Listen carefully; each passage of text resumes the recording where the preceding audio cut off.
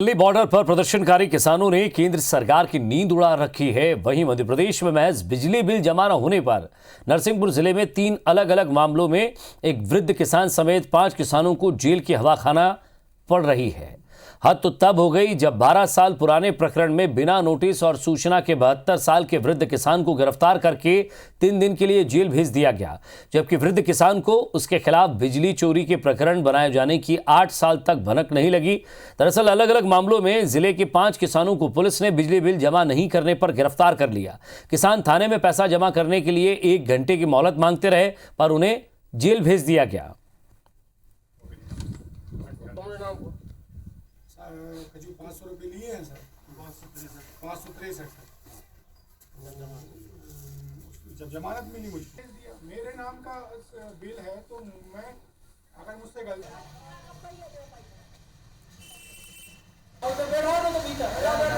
तो 12 साल पुराने प्रकरण में बिना नोटिस और सूचना के 72 साल के वृद्ध किसान को गिरफ्तार कर लिया गया है। 3 दिन के लिए जेल भेज दिया गया, जबकि वृद्ध किसान को उसके खिलाफ बिजली चोरी के प्रकरण बनाए जाने की 8 साल तक भनक नहीं लगी। और अलग अलग मामलों में जिले के 5 किसानों को पुलिस ने बिजली बिल जमा नहीं करने पर गिरफ्तार कर लिया है। किसान थाने में पैसा जमा करने के लिए 1 घंटे की मोहलत मांगते रहे, पर उन्हें जेल भेज दिया गया।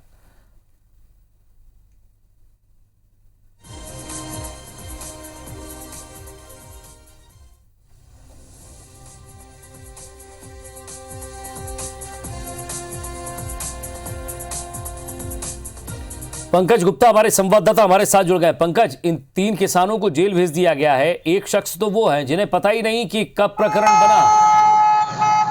जी, बताना चाहूंगा कि नरसिंहपुर जिले में सिर्फ 3 किसान नहीं बल्कि 3 ऐसे मामले हैं जिनमें 5 किसानों को जेल भेजा गया है, जिनमें से 3 किसान ऐसे हैं कि उनको पता ही नहीं है कि उनको कब प्रकरण बना, कब उनको नोटिस मिला। उन किसानों का कहना है कि हमें आज तक नोटिस भी नहीं मिला। और सबसे बड़ी बात यह है कि यदि वो डिफॉल्टर होते तो उनको लगातार बिल आ रहा है, लगातार 8 सालों से वो बिल भी जमा कर रहे हैं।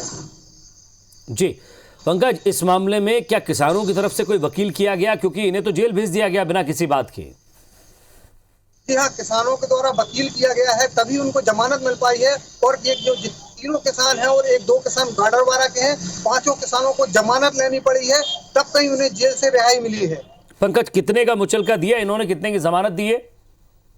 25,000 के मुचलके पर इन लोगों को छोड़ा गया है। और किसानों का सबसे बड़ा आरोप ये है कि जब उनको यदि उनके द्वारा बिजली चोरी की गई थी या उनके बिल जमा नहीं किए गए थे तो उनको नोटिस दिया जाता है, बाकायदा उनको अपनी बात रखने का मौका दिया जाता है। और ऐसा न करके विद्युत विभाग ने सीधे 12 साल बाद फिर पूरे मामले को एकदम से खोला है और उन्हें सीधा उनके ऊपर वारंट जारी करवा के उन्हें जेल भेजा है। जबकि किसानों का साफ कहना है कि हमें इतनी मोहलत भी नहीं दी गई कि थाने से 1 घंटा दिया जाता कि वो अपनी जो रकम है उसको जमा कर सकते। पंकज, 3 किसान कौन हैं जिनको इस बात की जानकारी नहीं थी कि कब प्रकरण बना, और कितने साल पुराना प्रकरण है उन तीनों किसानों के लिए? ये तो बताना चाहूंगी 2012 का प्रकरण है। 2 किसान अमाड़ा गांव के हैं और 1 किसान जो 74 साल के राम प्रसाद है वो मालनवाड़ा गांव के हैं, जो करेली तहसील के अंतर्गत आता है।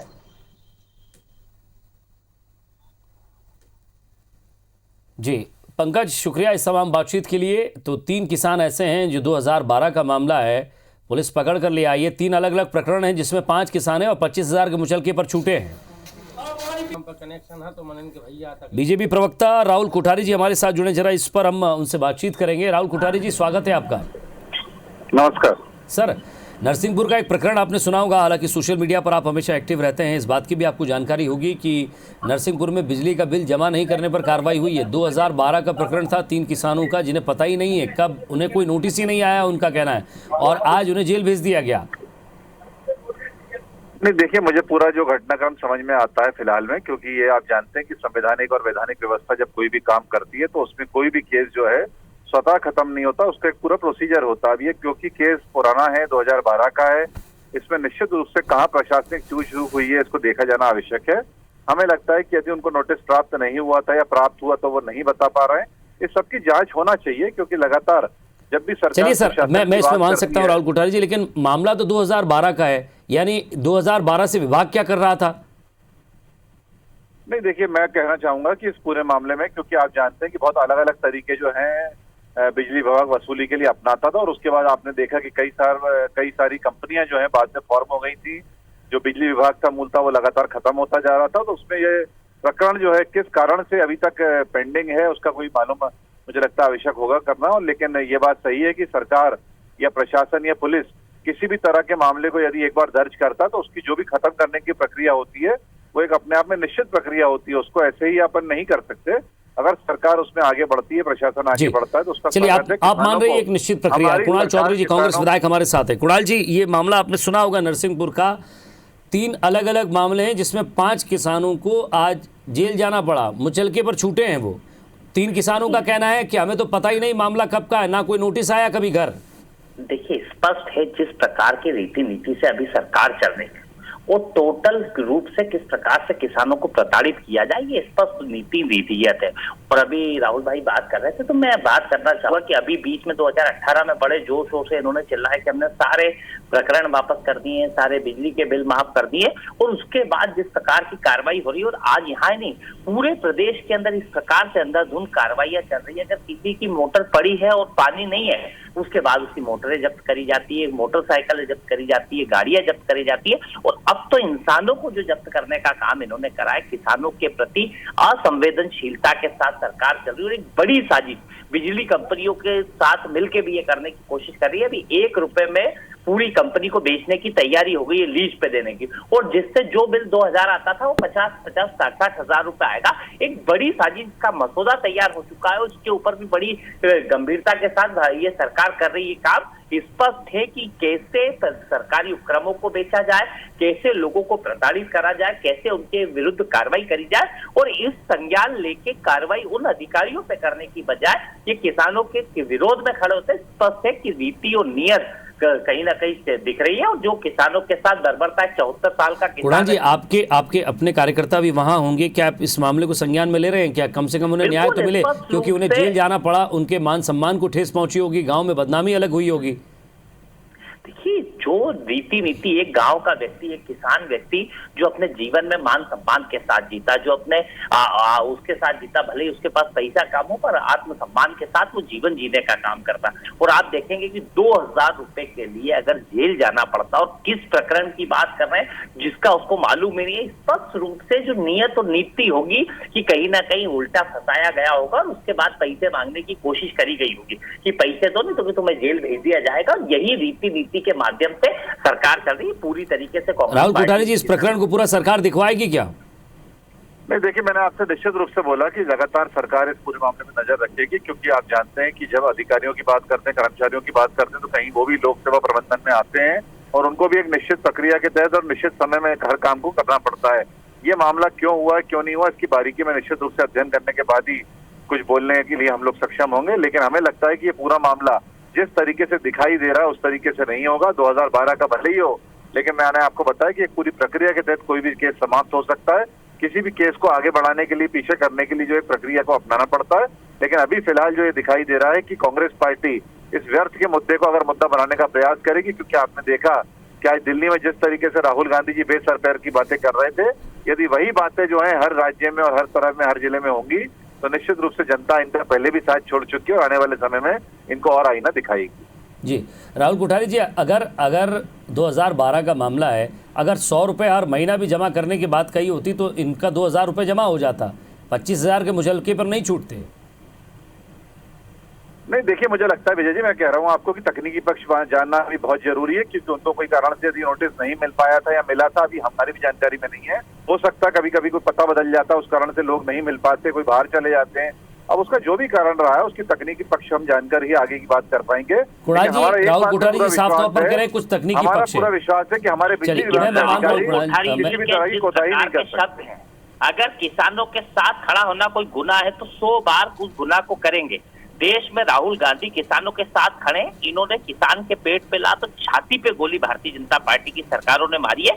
आज फिर किसानों के हाथों अधिकार के लिए राष्ट्रपति से मिलना, एक सेकंड रुकिए आप, क्या सिर्फ इस देश के अंदर बिगर चर्चा के जो कानून और किसान अगर सड़क पे हैं और भारतीय जनता पार्टी वो किसान नहीं दिखते, कभी खालिस्तानी दिखते, कभी पाकिस्तानी दिखते, कभी उग्रवादी संगठन के दिखते हैं। कहीं ना कहीं उनके जो किसान वहां खड़े हैं, जिनके बेटे सियाचिन के ऊपर इस देश की रक्षा कर रहे हैं, इस देश के लिए अन्न उगाने का काम कर रहे हैं, उनके प्रति जो असंवेदनशील रवैया है, और चंद चुनिंदा, और किसान तो वो व्यक्ति है जो खेत में चोट लगने पर मिट्टी लगा लेता है और ये उससे डराने की कोशिश कर रहे हैं कि डरने वाले नहीं हो। राहुल गांधी इस देश के नेता जो किसानों के साथ खड़े, और पूरी भारतीय जनता पार्टी चंद चुनिंदा उद्योगपतियों के पीछे खड़े होकर उन किसानों को दबाने का काम करी। क्या पंजाब के वो और सारे देश के अगर किसान बैठे वो मांग कर रहे हैं तो उसमें इनको तकलीफ क्या है? और उनके साथ कोई खड़ा होता है तो बोले बरगलाने का काम करे। क्या किसान को आपने क्या मूर्ख समझ रखा है? किसान संवेदनशील भी है, किसान जानकार भी है, किसान बेहतर काम भी करता है और बेहतर समझदार व्यक्ति है, इतना अच्छा बुलाया जानता है। और वो पंजाब का किसान जो इस देश में सबसे ज्यादा आमदनी